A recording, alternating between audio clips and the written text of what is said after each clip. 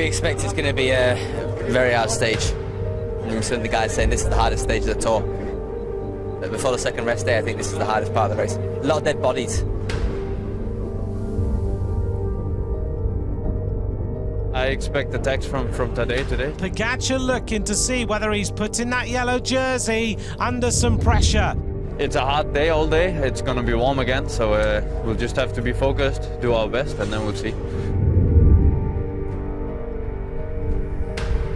I know it's probably a secret that stays in the bus, but what are the tactics today? Please tell us. Today is a chance for breakaway, so we will try to save as much as possible for the final.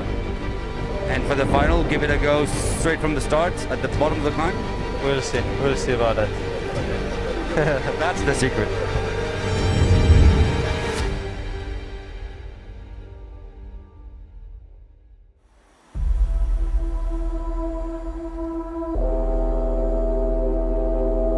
Départ réel de la 14e étape du Tour de France.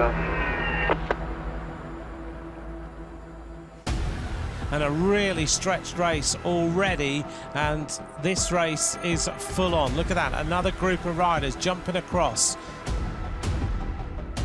I think there's a problem now for the yellow jersey on this climb. VINGEGAARD has been left behind by the white jersey, Tadej POGAČAR.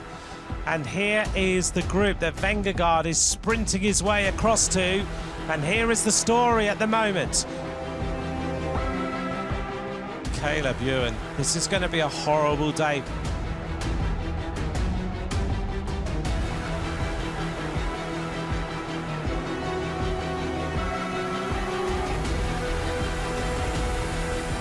This is the head of the race, led by Thibaut Pinot of GROUPAMA FDJ with Alberto BETTIOL. The peloton says, that's it, game over, let this breakaway go.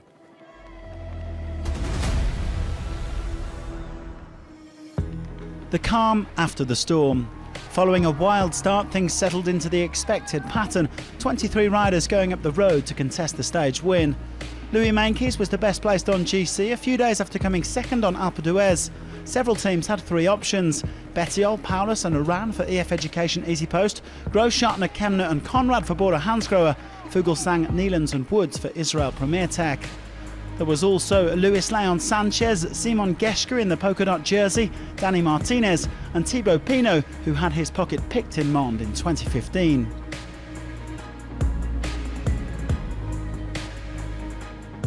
The peloton was over 10 minutes back by the time the breakaway reached the Côte de Grandrieux inside the final 60 kilometres. A couple of riders at the front were keen to thin out the group, and the attacks began to fly. After Geschke had picked up a couple of points at the KOM summit, Quinn Simmons tried to go clear, but the American was soon reeled back in. Trek Segafredo also had Bauke Mollema in the mix. Michael Matthews then unleashed a big attack and managed to get a gap. The Australian was soon joined by Andreas Kron, Felix Großschartner and Luis Leon Sanchez, but Lotto Soudal's run of bad luck continues. Usually when you go straight like that is because the front tire goes down and you do not want to turn left or right. Three riders now in the lead. Back in the peloton, Primož Roglič and Wout van Aert went to work for Jumbo-Visma, whittling down the group of GC favourites. They also had to be wary of Meintjes, who was getting close to the virtual lead.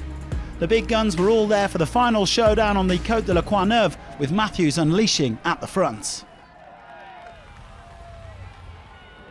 As we see an attack from BETTIOL. Alberto BETTIOL decides that it's time to go. Michael Matthews maintenant seul en tête. This is a wonderful climb by Alberto BETTIOL. It's just a few metres now. Matthews is about to be caught by Alberto BETTIOL. BETTIOL makes the move. Matthews. The gnashes are showing, the pain is showing. Matthews is desperately trying to stay there. Seul en tête, un homme seul en tête, Alberto BETTIOL. Michael Matthews out of the saddle behind BETTIOL, trying to get back onto the wheel. Michael Matthews, a resurrection, a big attack on the right-hand side. Matthews goes, attacks hard on the right-hand side. He hauled BETTIOL back. 5 years after his last win in the Tour de France, Matthews takes his 4th stage victory in Tour history. Michael Matthews celebrates. He asks the crowd, he asks for the applause. Michael Matthews, his 4th stage win in the Tour de France, 2nd place to Bettiol. As we see Thibaut Pinot now passing the line in 3rd position. So let's see what's going to happen now in the back of the peloton with the favourites. We get ready for the 2nd race. Here goes the tornado. Tadej strikes. Geraint Thomas looks round at Adam Yates just to check what's going on. VINGEGAARD looks comfortable. Look at the number of fans on this climb. It's like Alpe d'Huez. Tadej POGAČAR still leads. VINGEGAARD 2nd. This is the race for time. POGAČAR tries to put the pressure on just a little bit, but VINGEGAARD is pretty happy just to sit in there in the slipstream. No worries, crosses the line.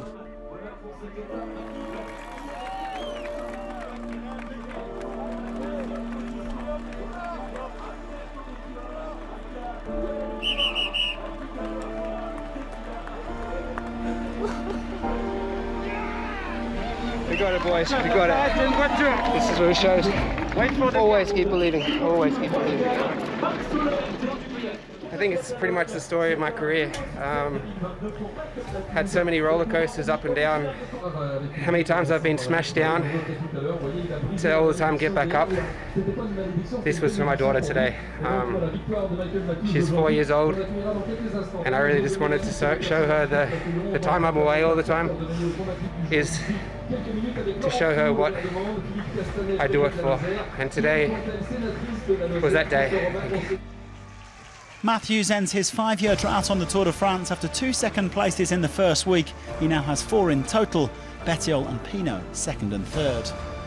Vingegaard kept a close eye on POGAČAR all the way up the final climb, and the top 2 put a few seconds into their rivals. Meintjes jumps up to 7th place after getting into that breakaway. Van Aert was on bodyguard duty for Vingegaard today, but he's still comfortably clear in green. Matthews up to 7th. Geschke picked up a few extra points today, but the real battle for polka dots resumes next week. POGAČAR put just over a minute into Tom Pidcock, tightening his grip on the white jersey. And the INEOS Grenadiers are still sitting pretty atop the team's classification. One day until the rest day, and the French summer is in full bloom. Temperatures will reach 40 degrees in Carcassonne tomorrow.